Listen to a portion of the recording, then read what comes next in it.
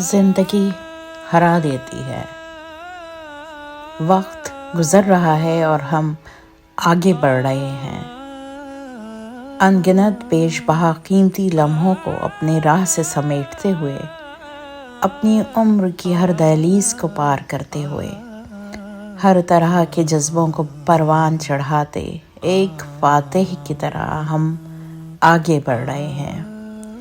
पर अचानक किसी मोड़ पर जो ख्याल आए और मुड़ कर देखें तो एहसास होता है कि बहुत कुछ खो दिया आगे बढ़ने की इस दौड़ में। कई कीमती लम्हे और उन लम्हों में से ज़्यादा कीमती वो हमारे अपने, जिनको आहिस्ता आहिस्ता वक्त के साथ खो दिया हमने। तो सांस रुक सा जाता है और दिल थम जाता है कि जो खो दिया वही सब कुछ था और जो रह गया वो बहुत थोड़ा।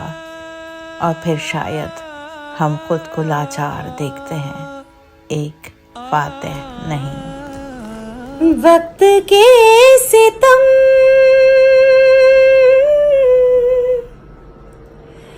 कम हंसी नहीं,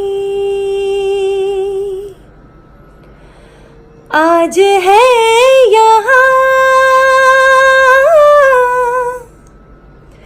कल कहीं नहीं। वक्त से परे अगर मिल गए कहीं,